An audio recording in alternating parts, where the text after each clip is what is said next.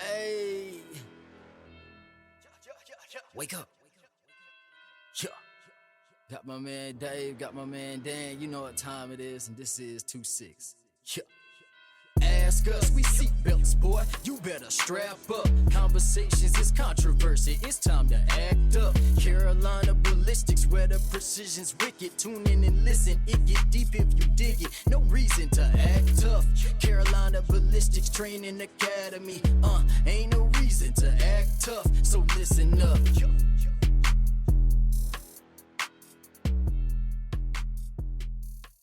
Hey, what's going on, guys? It is the Dan and Dave Show. I'm your host, Daniel Irwin, and we got the return of the king, Mr. David Harris himself, a.k.a. King Colt, a.k.a. the king of the gun, Mr. Vortex himself. Mr. Vortex now, huh? I don't know about that, my man. Dave, it's so good to have you back. I'm glad to be back, bro. Yo, so what you been up to, man? So I've been contracting since basically January with Vortex Optics. Started working there contracting wise since January. Got trained over 320 law agents, and then trained from 35 different departments. Wow. Next week, actually Wednesday, I'll fly back out, and I'm going to one of the departments called and asked me to teach at the Midwest Tactical Conference. Wow. So I'll be teaching CQB to over 400 cops there. Wow. What you got going on in the future? I know you have a lot of training going on with law enforcement. You got this Vortex contract that you're really rocking out with us right now. In the next couple of weeks, what else do you got going on? So after I go to, Wednesday, I'll go to Wisconsin and teach at the Midwest Tactical Conference. Mm-hmm. I'll teach the 300 officers there, and I guess it'd be more like going through CQB and just giving them some pointers. Mm-hmm. And then that following week, I'll still be in Wisconsin, and we teach sniping, and I'll teach sniping and CQB to another 2 agencies. And then I'll come home for a week, and then I'm back out for a week to teach at another location. I think that time I'm going up to Virginia. Wow. That's awesome. So we've missed you a number of weeks, and we know that you've been doing training. Ladies and gentlemen, he's going to be taking over for a lot of season 3 coming up. We're going to do something a little bit different for you guys in projection with our show. It's going to be more based upon the experiences of Dave Harris. He's got a lot of really great stories coming up. You'll still see me, don't you worry. But we're going to focus a lot on Dave Harris and another former Green Beret, Mr. Sam Castillo. So we're really excited about that. All right. So let's get into the show today. All right. Today we're going to talk to a guy who is the CEO of Life After Hate. He's also the director. Right. A lot of times when we think of CEOs, we think of people who are sitting in boardrooms, sipping on coffee, walking down the hallway, people running from fear from them because they're afraid to get fired. Not this guy. This guy goes around, talk to white supremacists, and helps them get out of white supremacist organizations. You know, so this guy is very interesting. Without any further delay, let's go ahead and introduce this man, Mr. Patrick R. Riccards. How you doing today, sir? I'm good. Thank you, gentlemen, for having me today. Most definitely. So, I don't want to delve too much into your story, but would you mind walking us through how you got involved with Life After Hate? Well, I think at the end of the day, this is an organization that just has such an incredible mission. And one of the reasons it's been successful for the last 12 years is because of that mission. I took this job. I'm the father of 2 children of color. Wow. I've seen, even at their young ages, they're both teenagers now, you see the sort of hate, you see the sort of anger that they can face. And I think that when you look at it, there's something that each and every one of us needs to do to try to make this a little more civil society. And so when I saw the work that Life After Hate was doing, when I saw what they were looking to do in the future, it just was a tremendous opportunity. We're now writing a new page for this organization, making sure we can have greater impact, making sure that we're making the community a little safer. But just also doing right by our fellow men and women.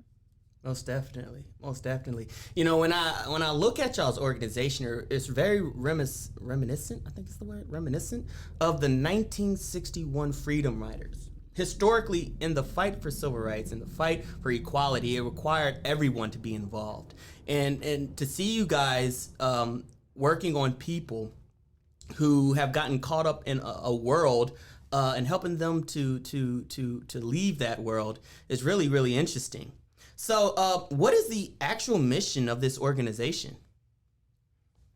Sure. Well, Daniel, I appreciate that. I hope at some point we can live up to just a fraction of what the Freedom Riders did. Yeah. But at the end of the day, I mean, Life After Hate, its mission is relatively simple. It's we help individuals to leave violent extremist groups and online hate spaces, helping them just get out of what was their hateful lives, helping them disengage, helping them de-radicalize, and ultimately working with them to make sure that they can reintegrate themselves back into society. Very It cool. means we're working with a lot of folks who have done some awful things in their past.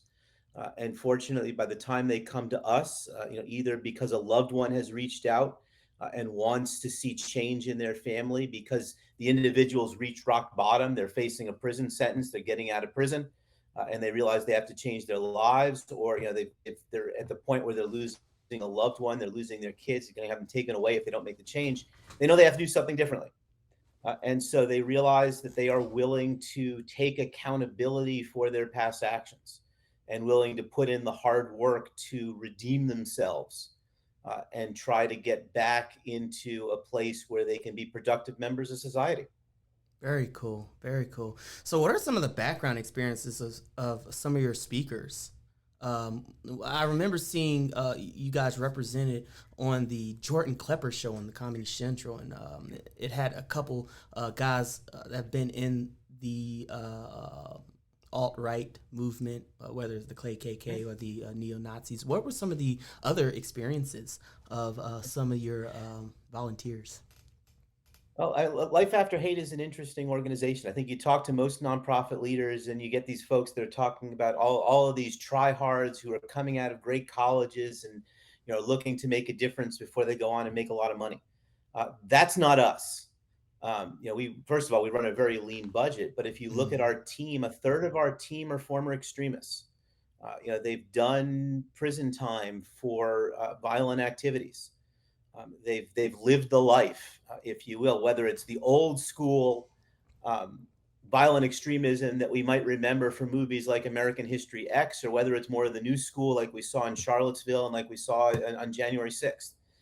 And so we have a team, as I said, about a third of our folks are former extremists. And the reason for that is we believe that the peer experience is essential, that you have to have as you're working with your clients. We're helping people lead these lives of violent extremism. It's not enough to have the professionals, and the professionals are essential to what we do. We have licensed psychologists, we have licensed social workers that are working with each of our clients every week. But it's also important that you have those peers. You have individuals who have literally have laced up the same Doc Martens, have done the same things, have preached the same hate, and have demonstrated that they could get beyond it and they could write a new chapter for their lives. It's the easiest way to say it is, if you're an extremist, you believe there's probably no way out. And I hate to break it to some of them, but their life stories are not that unique. There are plenty of people who have come before them who Mm. have figured out that they were willing to put in the work to get out of the life. And our peer specialists help them see that. They're able to talk about their own experiences, their own things, their own episodes of hate, and help individuals learn from it. Wow. Wow. Um, I'm sure you've had like a flow of people who have reached out to your organization. They've gotten in these organizations, such as the neo-Nazi movement or the Ku Klux Klan and stuff like that. What have you noticed to be the reoccurring theme for why these people enter into these organizations? Sure. Well, I think it's important, particularly for the ones that we work with, that we understand that for most of them, they're not getting into these violent extremist groups because of the ideology at first. They're getting into these groups because they feel misunderstood. They feel nobody gets them. They feel that they're not loved. They feel that they're not embraced. They're looking for some acceptance somewhere in society. And these groups are incredibly adept at preying on individuals like that who are looking for a sense of belonging, who are looking for a place. And it's one of those, I mean, you see, if you and I were having this discussion, say 20 years ago, we're talking about these extremist groups. You're largely talking about groups that hate the Black community and hate Jews. Now you're talking about hate groups that have a flavor of hate for just about anything out there. You can find groups that hate Blacks, that hate Jews, that hate Islamists, that hate Muslims, that hate women, that hate immigrants, that hate undocumented immigrants, that hate Latinos, that hate the government. There's a flavor for everybody. And what that also means is the people that are joining these hate groups are not necessarily what you think of. I mean, you think of a group like Life After Hate, you're thinking of individuals who largely look like me. I'm missing the tax, but otherwise you're talking about people who look like me. You look at the clients, you look at the people that reach out to us. We work with Black men, we work with Latinos, we work with a lot of women, we work with the LGBT community. All of those individuals that these hate groups target, there are also members who are in those groups. And so that becomes, I think, the most telling piece is you're looking for individuals who just wanted to belong. And they begin to fall into this, and you realize that, in your pursuit of acceptance, you've decided to leave behind your family, you leave behind your teachers, you leave behind your church and your pastor, you're leaving behind everybody and you're joining these extremist groups. And so then, you have to begin to adopt everything that they adopt. You follow the rules that they tell you. You use the same language, you attend the same events, you do the same things, because they are now your family. They are the complete structure around your lives. And you're worried that if you stray too far, if you're too individual, that you run a real risk of not belonging there either. Wow. Interesting. So when you're addressing these people as individuals, how are you guys able to reach them? I'm sure they probably have, call you guys up and like, this is my situation. But how are you able to reach them to help them to pull out of those organizations? Well, it's exactly as you said. They will reach out to us, they will call us, they will email us, or their loved ones will do the same. And so what we end up doing is it really is a demonstration of compassion with accountability. It's not a matter of condemning them for what they've done in the past. It's really a matter of helping them understand why they've done some of the things that they've done, taking accountability for the worst moments in their lives, and beginning the work. This is not an easy path. This is not something where you show up for a couple of weeks and all of a sudden we hand you a certificate of completion and say, congratulations, you're no longer a violent extremist. Yeah. For most of the people we work with, this is something that takes 18 or 24 months to get through. I mean, this is a lot of work because it is just as easy for you to lapse out of it. It is just as easy as you realize how hard life is going to be. You sort of struggle, you get out of prison and you're wondering, okay, what sort of job am I going to get now that I have a swastika tattooed on my neck? What's going to happen if I get doxxed and people figure out what my past was? We have to work through all of that. And that's why the professional staff, those clinical psychologists, those social workers are so important because they're able to identify what an individual is going through. They're able to recognize when someone's trying to play us, just going through the motions because they need to complete, because we do accept court mandated cases now. Oh, wow. Or when being able to identify the people who are really committed to this change. It's as scary as it sounds. We get a lot more requests for our services than we can probably handle. So that means we've got to focus on those who are willing to put in the work. So I have a question, and you saying families recommend and the person comes reaching out. Do you find it easier? And I would assume it just like alcoholism or any other thing that you need a sponsor for to help you get through. You find it easier that the guys who come to you rather than a family member recommending them are more ready because I came to you, so I'm already ready to change. David, it depends on their motivation for change. Okay. If they are looking to change, if they're looking to give up a life of hate because they're afraid that their wife or their girlfriend or their kids are going to leave them, then it doesn't really matter. Having that loved one reach out to us helps because it demonstrates that individual they're not alone in the journey.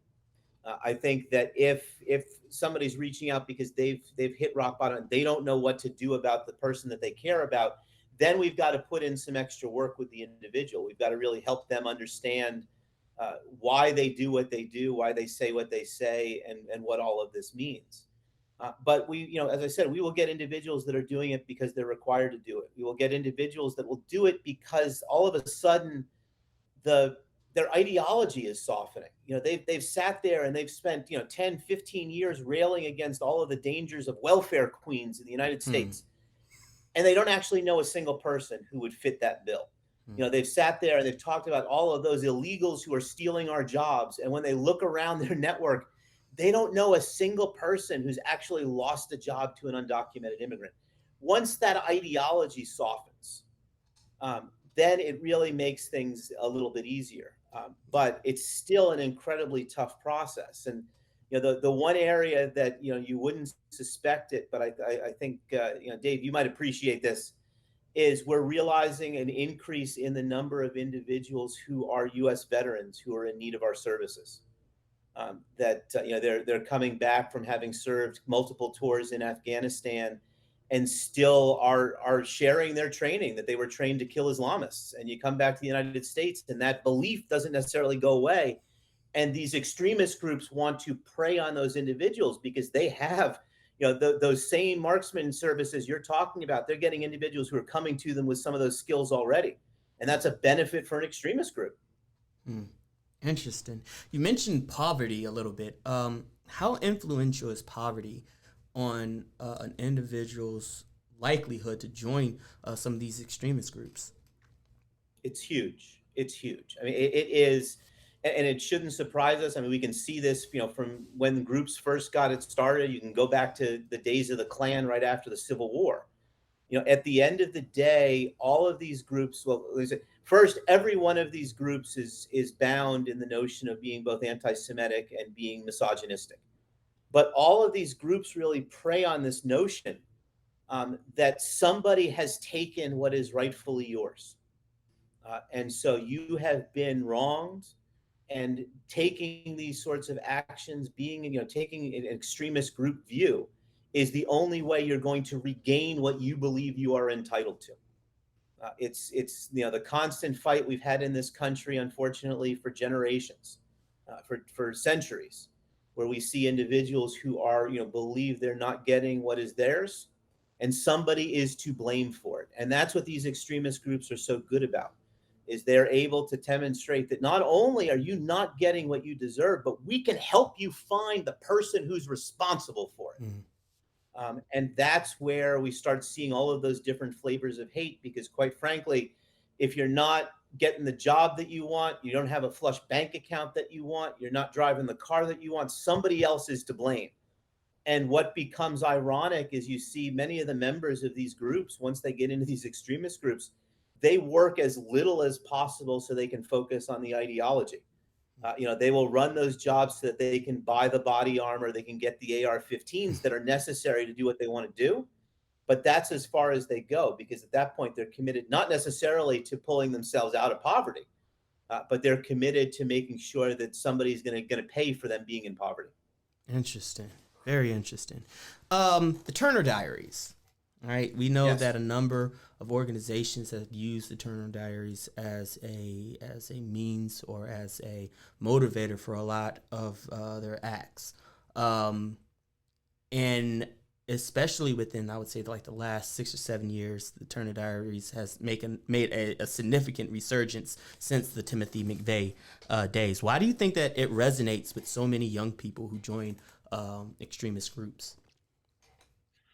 Well, I think one, it's a handbook of hate. It becomes very easy. I think it at the end of the day, it serves as the nirvana. I mean, it is the ideal that so many of these groups are striving for. And it's presented in what is relatively, a simple read. I mean, you're talking about, essentially a serial novel that was produced by some extremists out of West Virginia. It was very easy for folks to follow. And so now, and I think the more you had organizations, the more you had, particularly some of the groups that defend the Jewish community speaking out against the book, and just demanding that nobody ever read it, that just gins it up even more. Yeah. And I think you're right. I mean, you can look at Tim McVeigh, but you can also look at January 6th. I mean, you look at what the Turner Diaries talks about in terms of Day of the Rope. Yeah. That's essentially what some of these groups thought they were doing in Washington, D.C. Mm. Wow. A lot of your employees that work for Life After Hate, a lot of these guys has a history with neo-Nazis, Ku Klux Klan, and other organizations similar to. How has that experience been able to be used to connect to persons who are trying to get out? Are people more likely to feel connected to a person that said, "Hey, I was exactly where you were at a year ago"? What do you think? I think very much so. I think that connection, somebody who's literally walked in the same boots as you have, is of enormous benefit. Because I think when we're all working through our issues, none of us like to simply be lectured at by people who think they're smarter than we are. Yeah. We learn far more from those that we think understand us, those that get us. And so, yes, I think having those individuals on our staff who have gone through the process, have either exited as part of Life After Hate or did it themselves before Life After Hate existed. They are the reason why this program is so successful. They're the reason why Life After Hate is the nation's leader in helping individuals disengage and de-radicalize from violent extremist groups. I think those connections. So it really becomes fascinating because so I'm the first director of Life After Hate who is not a former extremist. My background comes in public engagement and nonprofits and those sorts of things. But it means I also then have to look for those sorts of connections. It's what you're talking about. As you're working with individuals who are looking to dramatically change their lives, odds are they're not going to relate to somebody who carries a CEO title. Yeah. And so, it's fascinating to find those things that do connect with individuals. So, I can look at the fact, I live in South Carolina. I don't live in, up in New York or DC or California, those sorts of things. I live in South Carolina, which people seem to like. Yeah. I started off working on Capitol Hill for a senator from West Virginia, who before he was a member of Congress was an exalted cyclops of the Klan. Wow. Even though at that point he had never seen a single black person in his life. Wow. So the fact that I work for an exalted cyclops gets me a little more credibility. And then depending on the individual, I mean, one of my grandmothers was born in Germany. She was literally born and raised in the Bavarian forest, far away from most cities and most civilization in Germany. But when she was a little girl, she was a member of Hitler Youth because everybody in Germany was required to be a member of Hitler Youth if they were of that age. Yeah. And so in the right audience, that gets me credibility. Yeah. It's amazing what we can use to make those connections. To connect. Yeah. I keep hearing a theme, and tell me if I'm way off on it. It's the connection or the sense of belonging, just like you said, and we'll refer to your military thing. Guy got out of the military, he belonged there, he was with his buddies. Now he's searching for that sense of belonging, now he's out. Same concept is like, the only person that's going to understand that sense of belonging is someone else that may not have done my job, but was in the military also, or was in something like, hey, he was law enforcement, so the same concept for you guys is having that guy that was looking for the belonging, having someone that has been there, done that, and can tell them, hey, you belong, you can come out, you belong as part of society. Seems like a big thing, like trying to make them understand that they belong. Very much so. And I think, it can be used for good and it can be used for evil. And I think, you look now, you look at some of these groups that are just so adept at going on online platforms like Discord, going on Twitch, finding these young men, and I know the Army's after them too, who are particularly good at gaming and playing up, the fact that these guys have been hearing for years from their parents, they're wasting their time. All they do is sit in their rooms playing games. And all of a sudden you have these groups reaching out to them that are recruiters who are talking to them about how great they are at this game. Yeah. how they could really make something of themselves with these skills. I mean, that becomes enormously important. You're talking about men sometimes who don't necessarily know what decisions they need to make. And I think, again, to go back to the military, I can't imagine how hard it is that, once you put in your time and you're discharged, you're so used to at that point people telling you what time to get up, people telling you what to eat, when you're going to train, all of those sorts of things, that it makes sense that if that's the life you've experienced, that you're going to look to that when you return. And I think that's another one of the things that so many of these extremist groups do, is it provides structure to individuals who feel that their life doesn't have it. They've had a tragic event, they've lost a parent, something's happened. And these groups are willing to reach out and say, yes, we accept you for who you are. We're going to make you change later. But we accept you for who you are. We welcome you with open arms. You're going to be part of our new family. We've got you. You don't need anybody else. Interesting. You made an interesting point earlier in our interview about judging someone off of the worst day of their lives. And that statement kind of resonated with me, because I think if anybody was judged off the worst day of their lives, all of us would be kind of scum human beings. What is something that you want the American people to understand about this population of people who get caught up in the white supremacist organizations? I appreciate the question, Dan. And I think it's one of those things that I'm often asked if the people that we work with are worth the time, are worth the effort, are worth the money. And I think, one, we have to ask ourselves, what is the alternative? If we decide that everybody who has participated in some of these groups is not worthy of redemption, are we prepared for what happens when they redouble their efforts and dig deeper and deeper into these groups? Are we prepared for what happens if these groups finally figure out how to organize and how to do their best to make the Turner Diaries as real as possible? I don't want to live in a society that's like that. And so I think, at the end of the day, this really becomes a matter of looking at, do we believe that human beings are worthy of redemption?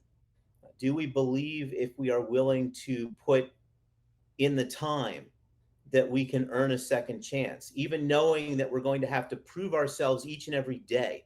Because at the end of the day, society doesn't welcome back, former neo-Nazis with open arms. That's not what we do. Yeah. But I look, I'm a Catholic. I look at Pope Francis's words. And he asked the question, "Who am I to judge?" So if an individual is willing to put in that effort, if an individual is willing to prove themselves each and every day, that, I think, is worth our time and worth our effort. Very and true. I think it's one of those. My hope is always that for that one person that we are able to help, and we obviously help a whole lot more than one person. Yeah. But that one person is then going to reach out and help another 5, another 10 people see that the path they are on is not the best one for them. Yeah. Yeah. So, how do you guys gauge y'all success? Is it? I know you guys have. I think how many?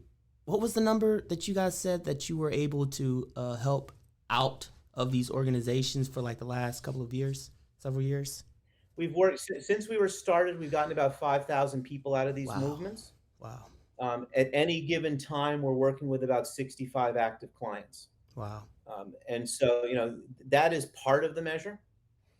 But I think part of the measure is also just public education. I think, we still have, you can look back, sort of how the country continues to divide. We have 35-40% of our country that doesn't realize this is even a problem. Yeah. And so we need to demonstrate that it's a problem. We need to show that there are actually solutions for addressing it. Yeah. And that organizations like Life After Hate are the best solutions out there. Yeah. And so that requires a lot of public engagement. We've been spending a lot of time helping former extremists tell their stories, creating counter narrative videos so you can hear why they got into the movement, what it was like, what was that trigger that had them want to leave, and now what's life like after they've exited. Yeah. We also just last week launched a new initiative called The Daily Former. And it's a podcast where we're talking with current and former extremists just about their experiences. Again, to demonstrate that there are a whole lot of people out there, no matter how many bad things you've done as part of an extremist movement, there are people that are out there who have probably done worse, Yeah. and have somehow figured out how to right their lives. Wow. Yeah, I think one of your interviews that I saw from y'all's organization, it was talking about one of the volunteers. He had I think they had like brutally beat a person. He didn't know if the person was dead or not. I was like, good grief. That's pretty heavy. That's pretty heavy. But yeah, what I really appreciate about y'all's organization is that, Martin Luther King has historically been one of America's strongest civil rights activists, because he always understood that the answer to hate has never been violence, but the answer to hate has always been love. And how you guys are able to reach people who find themselves seeped in a world of hate, and it really just sheds light on that truth that, treating them compassionately and assisting these people out of these organizations is the best way to fight against radical ideologies and radical hate groups. Amen. So I think that's really, really cool. What are you about to say? I was going to say the biggest thing, you asked a couple of questions where do we think that these people, like, should we waste? You said, I guess, give them the time or waste the time, and the answer is yes to that question. And the reason why I would suppose that would be my answer is because if that's the case, then is a drug addict worth the time? Is a mentally ill person worth the time? All those people, we're saying everyone can be redeemed and everyone can be, like, you're not your past. You can change. Mm-hmm. And the biggest thing is, if a person hasn't been where you are, and I think that's the key to, I love what y'all are doing. If a person hasn't been where you are, well, he can't understand how to get where you want to go. It's hard for a rich person that was born with money to understand how to, hey, you were born into that. I'm trying to get there. Well, you don't know how to get there because you just had it from jump. Mm-hmm. So people really can't understand that. I think that's a key. My only question, and this is something that was weird, and I have never been to prison. I just hear the stories of, like, basically a lot of guys are going in there and they're not racist when they go in, but they're getting with these people because they need protection. And somehow that becomes why. Or I'll give a perfect personal example, is I had a guy in the military who I knew him for 2-3 years. And I was directly above him. And at one point we got really close. And he told me when he met me, he hated me because he was a racist. Oh, man. And we talked about it, and he was a white guy. And I asked him why. And he said, because he grew up in a black neighborhood, and every day on his way home, they jumped him. So, like, he wasn't racist because he hated me. He was racist for his own protection. Like, hey, I don't trust you because every time I've been interacting with people that look like you, they jump on me. Mm-hmm. So when you get to prisons, I hear that's more how things are. So is that an ideology hard to break? Or is that something that's hard to get people out of, that flight or flight mentality? Yeah, I think that's a good point. It's incredibly hard to break. Yeah. Yeah, it's incredibly hard to break. And it's one of those, I mean, we work with inmates.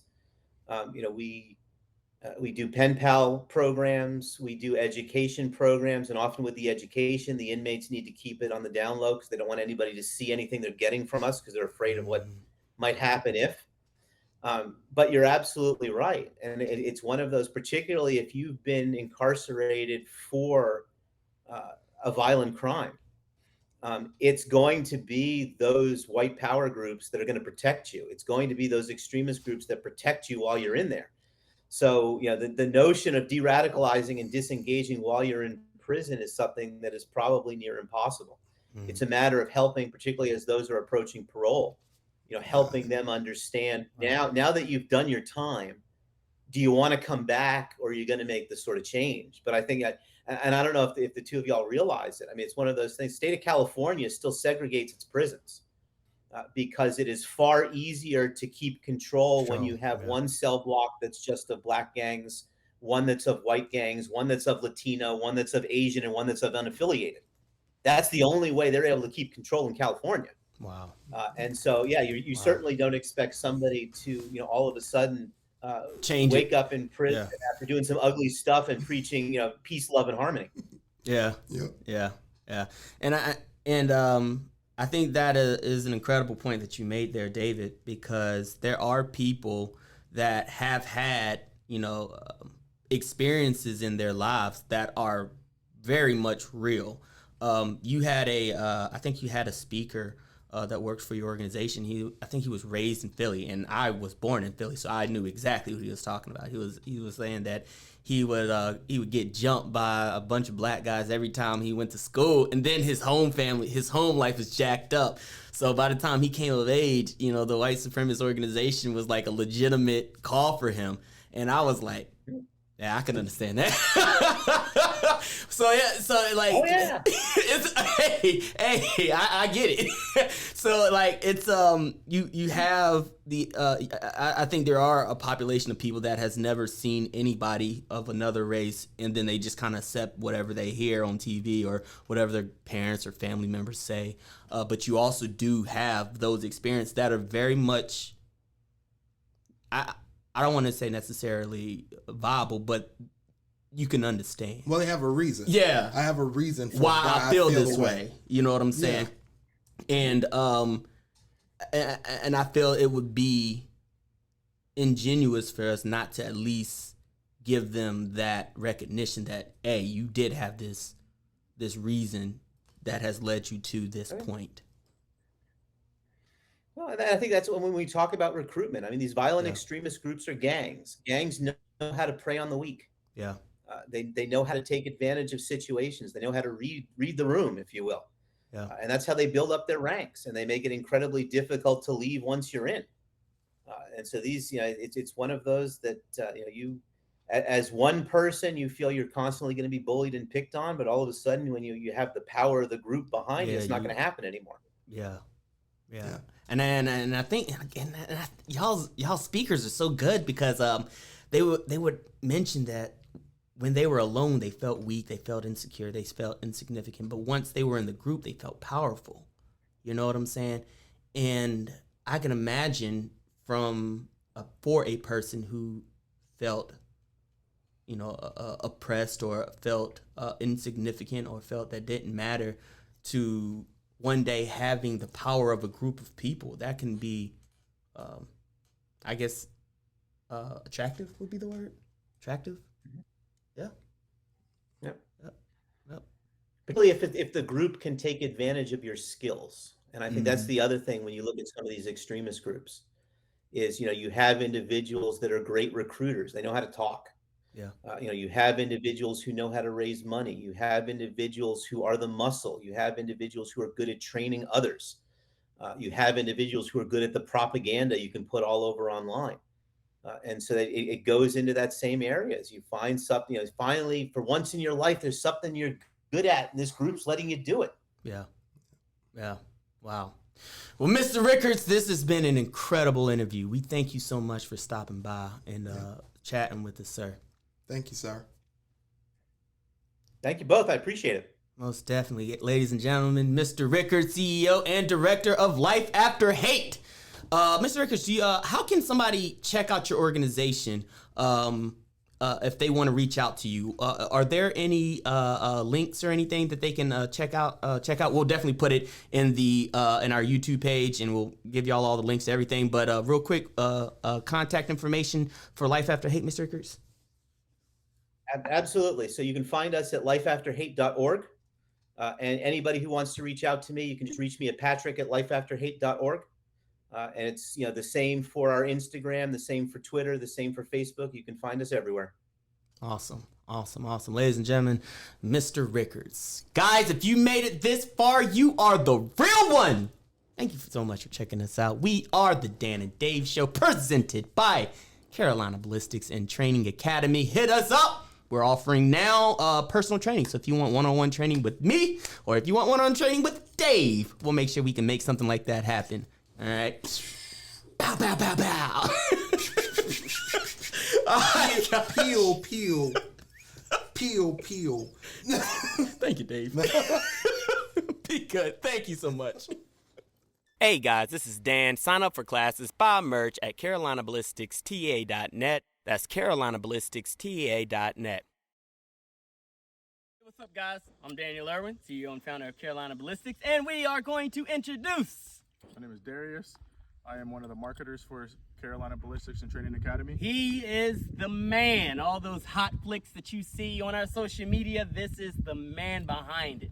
Darius, real quick, tell us about your grand expertise behind a rifle. So I'm actually fairly new to shooting. Like, are we saying like days new or weeks new? Or? I would say collectively maybe Minutes? Yeah, somewhere around there. So what we're going to do today is we're going to zero Darius, all right? This is basically to give y'all an understanding on how to basically zero a rifle. Today, we're going to shoot Darius's Diamondback 5.56 in cartridge. And we're going to shoot from 25 yards to replicate a 300 yard zero. So let's get started. All righty. So what we're going to do is we're going to go ahead and go into the prone. I'm going to get my old range seat.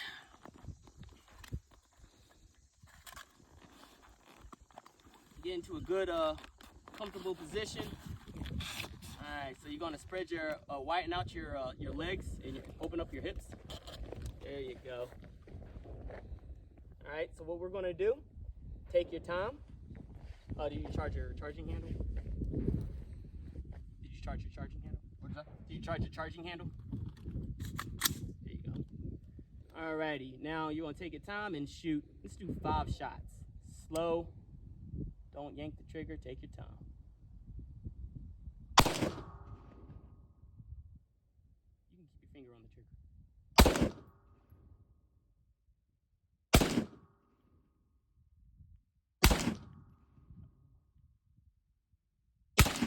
6.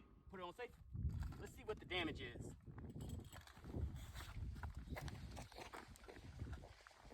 Hey, Hunter, you got a pin on you, brother? There you go. God bless you, cameraman. That wasn't. All right, let's see what we got going on here. I was pretty accurate, so if it's not hitting, then we know. That's all good. Now, you're aiming at center mass, right? Yeah, 100%. You're aiming at center mass?